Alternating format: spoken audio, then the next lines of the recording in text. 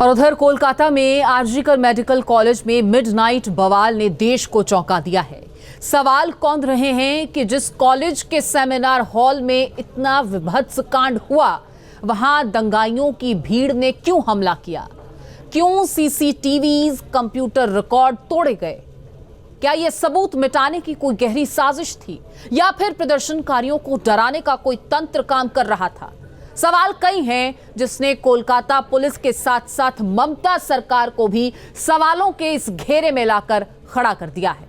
आप भी देखिए आधी रात को वहां क्या क्या हुआ।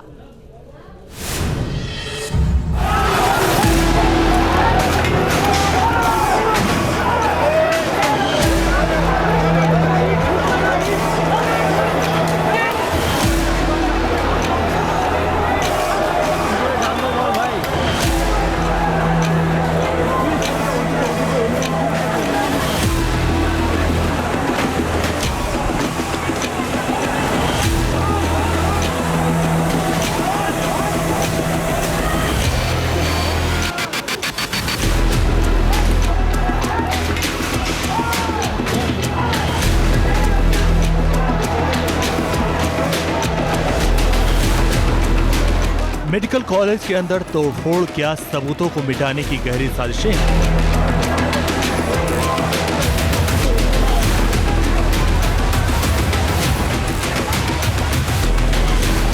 बीजेपी ने मेडिकल कॉलेज के अंदर तोड़फोड़ का ये वीडियो जारी किया। आरोप लगाया कि किस तरह सबूतों को मिटाने की साजिशें रची गई।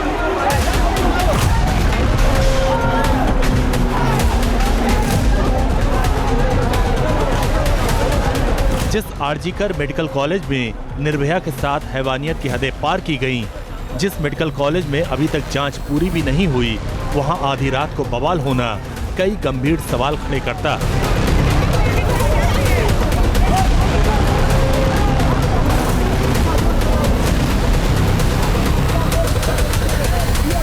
क्योंकि दंगाइयों ने यहां चुन चुन कर निशाना बनाया था।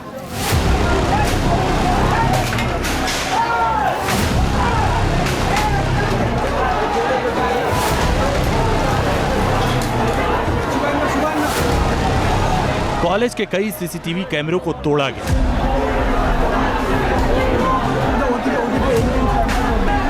कई कंप्यूटर सिस्टम को तहस नहस किया गया। रिकॉर्ड रूम में तोड़फोड़ मचाई, इमरजेंसी वार्ड तक नहीं छोड़ा।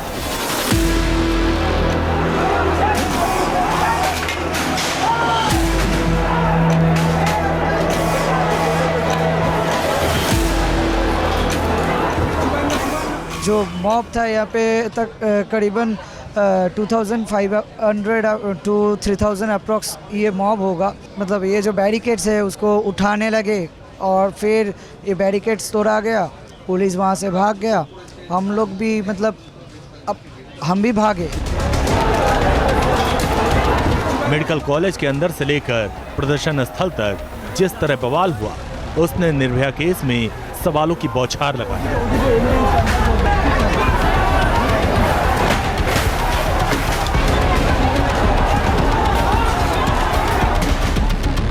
आखिर कौन है मिडनाइट अटैक का मास्टरमाइंड?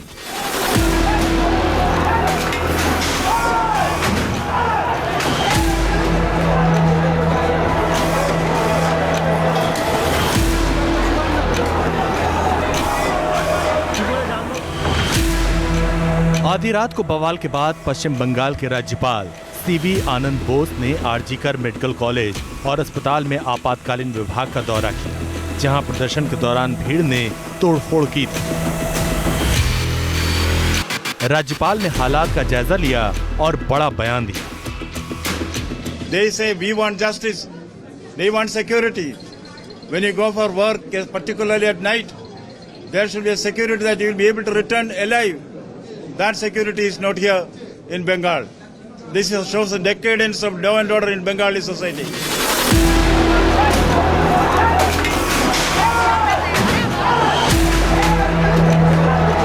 कोलकाता पुलिस दावा कर रही है कि क्राइम सीन को कोई नुकसान नहीं पहुंचा, ना ही उपद्रवी वहां तक पहुंच पाए थे। लेकिन सवाल बवाल के पैटर्न पर उठे हैं कि भारी सुरक्षा व्यवस्था के बीच आखिर हजारों की भीड़ मेडिकल कॉलेज के अंदर कैसे घुस गई। भीड़ अगर निर्भया के साथ हुई दरिंदगी पर आक्रोशित थी तो उन्होंने प्रदर्शन स्थल को निशाना क्यों बनाया? ये वो तमाम सवाल हैं जिसका जवाब मिलना अभी बाकी है। लेकिन जब पुलिस की भूमिका पर सवाल उठे तो कोलकाता पुलिस के आला अफसर अपनी नाकामी छिपाने के लिए इसका टिकरा मीडिया पर ही फोड़ते दिखे। What has happened here is because of the media, the wrong media campaign, which has been malicious media campaign, which is going as far as Calcutta Police is concerned. What has Calcutta Police not done? In this case, they have done everything, and I do it. I am saying it under everything under my command. My men have worked day and night to detect this case, to collect evidences. They collect the best of evidences. The main accused has been arrested. आधी रात को हुए बवाल ने आक्रोश की आग में घी डालने का काम कर दिया। प्रदर्शनकारी डॉक्टर ने सिस्टम पर गंभीर सवाल उठाए। आरोप लगाया कि तोड़फोड़ का डर दिखाकर पुलिस प्रदर्शन को कुचलना चाहती। पहले ही निर्भया कांड में मेडिकल कॉलेज प्रशासन पर बड़ा प्रश्न चिन्ह लगा। ऐसे में मेडिकल कॉलेज में बवाल ने ममता सरकार की भी मुश्किलें बढ़ा रखी। सीएम ममता बनर्जी ने पूरे मामले में रिपोर्ट तलब की है, लेकिन विपक्ष का हमला जारी है कि ये सब सरकार की शह पर है। ये एनआरएस कांड में जो घटना कल घटी उसमें पूरी तरीके से क्लियर हो गया कि लॉ एंड ऑर्डर बोल के कोई चीज पश्चिम बंगाल में नहीं है। जिस तरीके के रात के लगभग 1:30 बजे 2 से 2,500 गुंडे मेडिकल कॉलेज के अंदर घुस के तोड़फोड़ किया, डॉक्टरों को मारा, पूरी तरीके से दर्शाता है कि Mamata Banerjee has failed to maintain the law and order in Kolkata. अगर कोई राज्य सरकार अपने कैपिटल में लॉ एंड ऑर्डर को मेंटेन नहीं कर पा रही है तो उस राज्य सरकार को कोई मोरल राइट नहीं है कि सरकार सत्ते पे बने रहने की। मिडनाइट अटैक ने कई गंभीर सवाल उठाए। सवाल सुरक्षा का है, सवाल सिस्टम की लापरवाही का। ऐसे में मुश्किलें कोलकाता पुलिस की बढ़नी तय। Team news nation.